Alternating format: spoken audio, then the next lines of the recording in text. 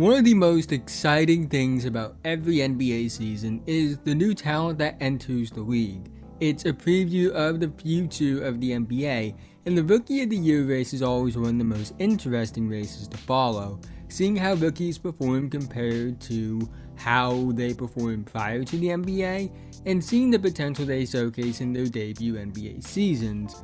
In this video, I'm going to be giving you my top 10 Rookie of the Year candidates. But quickly, before we go any further, if you're new and like basketball, I'd really appreciate if you would like, subscribe, and hit the notification bell to be notified whenever I release a video.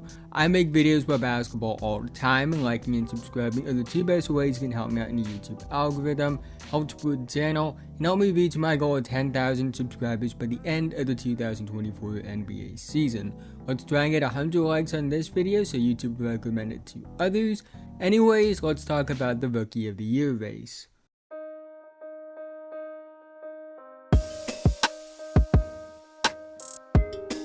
At number 10, I have Bilal Coulibaly. I am very high on Coulibaly. I think he's going to be a big impact player in the NBA.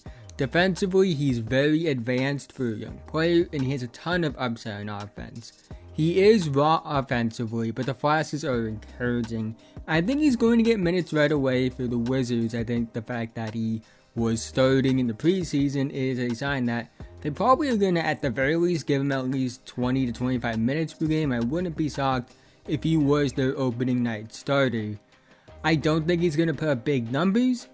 I do think that he's going to be somebody that puts up okay numbers for a rookie, but the numbers won't fully reflect the impact he has. This is the most excited I've ever been for a Wizards rookie since I started covering the draft in 2016. And this is the most excited I've been for the Wizards in general since they had John Wall. I think Bilal will be a very fun player to watch with a bunch of fun defensive highlights. I love his defensive upside. I love his long-term upside. I think he's going to have more of an impact as a rookie than people think. But he comes in at number 10 because I don't think he's going to put up big numbers. And I think the Wizards are going to be the worst team in the NBA. At number 9, I have Cason Wallace, the rookie for the OKC Thunder. I think Wallace will be similar to Bilal in the sense of the numbers don't fully reflect the impact. But the difference is Cason is going to be doing it on a team that I believe is a potential legit playoff team that has a top 6 record in the West. Wallace is the best one-and-done defensive guard prospect I've ever evaluated. He's high feel, he has a high motor, he's technically sound on that end of the floor, advanced on and off the ball defensively, and I also think he can be a good offensive player as well. He's a solid finisher, solid shooter, solid playmaker, but I do think his offensive role will be limited as a rookie due to how much talent OKC has. But I think his impact on defense and contributing to winning potentially as a rookie will get him an all-rookie team spot. I think long-term he will be the replacement for Lou Dort. At number 8, I have Gradey Dick, the Toronto Raptors rookie. Dick is an elite shooter and was one of the best three-point shooting prospects in one of the most stacked three-point shooting prospect drafts in recent memory. But he's also more than just a shooter, I would say. He attacks closeouts, he can create on the ball to an extent. I wouldn't say he is like a Jason Tatum on the ball, but he is capable of creating for himself in a similar way to how I view Moody. In fact, I would say in general, at least offensively, I view Gradey Dick the same way I viewed Moses Moody entering the NBA. The difference is I think Gradey Dick is going to get a lot of opportunity as a rookie, while Moses Moody just hasn't gotten the opportunity. But I made a whole video talking about that. When it comes to Gradey Dick, he's somebody that brings an immediate value on offense. He's not somebody that needs the basketball in his hands to put up solid production. And I think that when you're on a team with Pascal Siakam, Scotty Barnes, OG Anunoby, Dennis Schroeder, you need a guy like that. Somebody that can play on the basketball, but thrives off the basketball as well. I think the Raptors will be in the play-in hunt. I think he's going to put up really solid numbers. He was one of the safest prospects in the draft, in my opinion.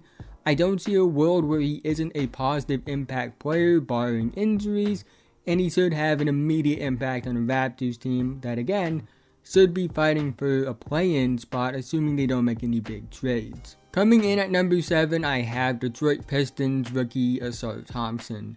Ausar is going to bring a ton of value with his defense, slashing, and connecting playmaking. He fits well on a team with on-ball creators. He's going to have a ton of fun highlights because he's essentially an anime character playing basketball. I don't think his numbers will fully reflect the impact he has on games the same way it will with Cason and Bilal to an extent, but I do think his numbers are going to be a bit better than those two, which is why he's higher than those two on this list. I think he's going to put up pretty good all-around numbers given the situation. I'm excited to see this Pistons team this upcoming season, and Ausar is a big reason for that because alongside Cade Cunningham and Jalen Duren, that's the highest field young trio in the NBA right now. I have Jarace Walker slightly ahead of Ausar Thompson at number 6 in my Rookie of the Year rankings. I think they'll put up similar numbers as rookies, and I'm not saying it's definitive one is over the other. I think it's very close between them, but I think Jarace is a bit better defensively, and I think the Pacers will be a better team than the Pistons, which is why I have him ahead of Ausar. Walker was the second best defensive prospect in the draft in my opinion, which means in years where there isn't a demigod in the same draft class as him, he would probably be the best defensive player in the draft. He's versatile and high feel on both ends of the floor. He's just a very well-rounded player that's lineup and role versatile. I like his fit with Mathurin and Halliburton. And I think he's going to be a big piece for a Pacers team that's trying to make a play-in push this upcoming season. At number 5, I have Houston Rockets rookie Amen Thompson. And I think this is where we get into the real Rookie of the Year contenders. These are the guys from 5 to 1 that I think have a legitimate shot to win the award.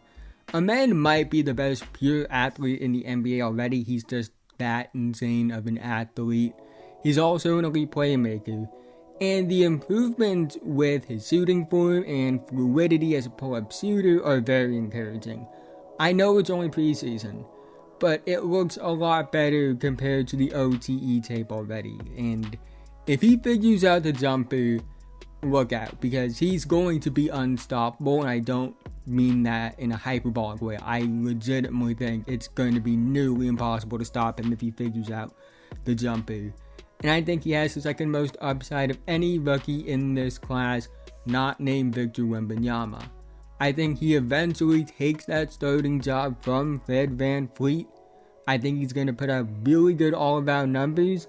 And for me personally, I think he's going to be the most fun rookie from this class to watch. I have Brandon Miller at number 4, slightly ahead of Amen Thompson in my Rookie of the Year rankings. I think Amen has more long-term upside, but I do think Miller will be better as a rookie. I know Summer League was rough, he's looked more promising in the preseason, but the numbers haven't stood out the most, I would say. But you guys remember, once he gets to play full-time next to LaMelo Ball, the numbers will look better. He's a tall wing scorer with elite three-point shooting, good connecting passing, and good point-of-attack defense. And like I mentioned, I love his fit with LaMelo. I think he's going to benefit from playing off an elite playmaker like LaMelo. Miller has a translatable skill set. He has a situation next to a great point guard. He's going to get easy looks because of it. I think he's going to have a really good rookie season as well. I don't have him as the projected leading rookie scorer as of right now, but I wouldn't be shocked if he led all rookies in scoring either. At number 3, I have Portland Trail Blazers rookie Scoot Henderson. While I believe the top 5 is where the real Rookie of the Year contenders start, I think the top 3 have separated themselves even more from the other 2 in the top 5. Scoot will have the basketball in his hands a lot, which will lead to a very high usage rate for a rookie. He's one of the most NBA-ready teenage point guard prospects ever, not even in recent memory, ever because of how long he's been playing in the G League, has had NBA level coaching, faced NBA level athletes. He's physically and mentally beyond his years. I was really impressed by how quick his decision making has been in the preseason.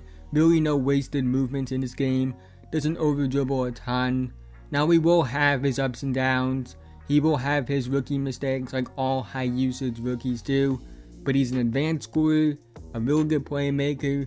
He has other creators around him like Jeremy Grant and Anthony Simons. Simons is also a spacing threat. He's a great shooter. Sarp will be a threat that he can throw the basketball to. He has a lob threat in Robert Williams. Has a reliable big in DeAndre Ayton. I just like the situation around him. I think he's going to lead all rookies in assists per game and be in contention to lead all rookies in points per game because of the skill he has as a player and the situation that he is in. Slightly ahead of Scoot, I have Chet Holmgren at number 2. Now, the reason I have Chet slightly ahead of Scoot is because of the impact Chet projects to have on a potential playoff team. I think OKC is going to be a lot better than Portland this season, and the fact that I think he's going to be a more productive scorer as a rookie than I initially projected as well. Chet brings what OKC lacked last season, which is paint protection and shot blocking. And that was about it because their defense outside of shot blocking and paint presence was really good, and their offense was pretty good as well. He's one of the best shot blocking prospects I've ever seen. He's also a versatile player on both ends of the floor. He can play on the ball, play off the ball. He's a good shooter, has a good handle, has an aggressive scoring mindset, fits well with Josh Giddey and Shai Gilgeous-Alexander. I think he's going to be really productive and have an impact on winning basketball, which is why he ranks so high for me on this list. Also, the fact that he's technically a redshirt rookie means that he's been around an NBA team for a full season, and the track record of those guys that miss their initial rookie season come back and they're usually really good. Look at Ben Simmons and Blake Griffin in recent memory. But at number 1, I have Victor Wembanyama, which shouldn't shock anyone. Generational talent, like nothing we've ever seen before. A unicorn type player. You guys know all this by now. I've said it so many times. Other people have said it so many times. But I will say I do think that Chet Holmgren and Scoot Henderson are closer than I initially anticipated in terms of the Rookie of the Year race. I thought Victor was kind of in his own tier at first, but watching the preseason, I do think those two are closer to the point I would put all 3 of them in the same tier of rookie. And I think Miller and Amen also have a chance to jump into that first tier as well. But Victor did things in the preseason that were truly mind-boggling. He showed flashes of that player who really can't be stopped. Now, he will have his ups and downs. He will struggle with physicality at times. He will have to adjust to the NBA. But he's going to be a high-level defensive player immediately, which is rare for a rookie, especially a teenage one. I wouldn't be shocked if he's all defense as a rookie. He's that good on that end of the floor already. And I think he's going to be really productive as a rookie. The efficiency may be lower than what you would expect from a 7'4" player, but he's going to be playing on the perimeter a lot, so it naturally will lead to lower efficiency at times, especially for a high usage rookie. The reason I have Victor coming in at number 1 is because of his potential immediate impact on defense and being really productive. I think there's a world where he is an all-star as a rookie. I'm not guaranteeing it because it's really hard to be an all-star as a rookie, especially that young. So it's not a guarantee, but I do think he's good enough to potentially do it.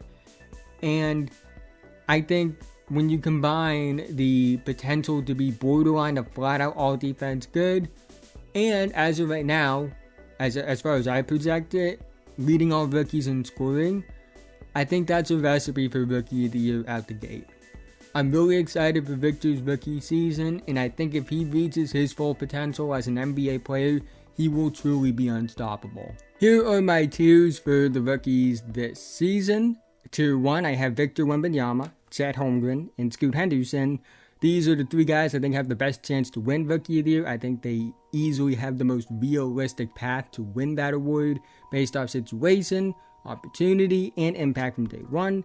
Tier 2, I have Brandon Miller and Amen Thompson. These are the two guys I think are on the bubble of Tier 1. I think they could end the season in Tier 1, but I think the situation they're in may hold them back from being in Tier 1. Tier 3, I have Jarace Walker and Ausar Thompson. I think both of them will be starting impact guys on their teams that are making play-in pushes, but I don't think the stats will stand out the way the Tier 1 and Tier 2 guys have. Tier 4, I have Gradey Dick, Cason Wallace, and Bilal Coulibaly. I think these are guys who will be real second-team all-rookie candidates, have impacts on varying levels of teams, but the stats and or impact won't stand out as much as the guys in higher tiers. And in Tier 5, I have guys I didn't mention in this video, like Jet Howard, Anthony Black, Keontae George, Taylor Hendricks, Cam Whitmore, Jordan Hawkins, Jaime Jaquez, and Julian Strawther. All of these guys I considered for the top 10, but I do have some questions about how much they play. I do think almost all of them will play to an extent, but I'm just a bit higher on the guys I had in Tier 4. If you were to ask me which of these guys I think could crack the top 10 and maybe go up a tier or two, I think all of them have a realistic chance at proving that they are in that top 10 or are in a tier higher than the one they're in. But specific guys, I think Julian Strawther easily could. He's been awesome in the preseason. I think he could have a very good rookie season off the bench on a team that I believe is the heavy favorites to win the title in Denver. Jaquez could if he has an impact off the bench for the Miami Heat. I think he probably will. And the Heat should be contending, and I expect him to hit like 10 threes against Boston in every game he plays this season. And Keontae George and Cam Whitmore, I think, could if they get the opportunity. Cam Whitmore probably would be in my top 10 if I was sure he was going to play. So if he went where I projected him to go before the draft, which was in that 4 to 10 range, he will get more opportunity. He probably would be in the top 10. And Keontae George, I think, could very well. I think I'm just as confident that he could break the top 10 as I am with Strawther. And it all just depends on if they get opportunity or not. But that's the end of this video. If you made it to this point, thank you so much. Again, haven't already, like, subscribe, hit notification bell. I'm notified whenever I release a video. I make videos about basketball all the time, and liking and subscribing are the two best ways you can help me out in the YouTube algorithm, help support the channel, and help me reach my goal of 10,000 subscribers by the end of the 2024 NBA season. Let's try and get 100 likes on this video so YouTube will recommend it to others. This one took me a long time to make, so really appreciate if we could reach that 100 like goal. And let me know, who do you think is going to win Rookie of the Year? Who do you think is going to make all rookie teams? Let me know all of that in the comment section below. But with that being said, have a nice day, and I'll see you guys in the next one.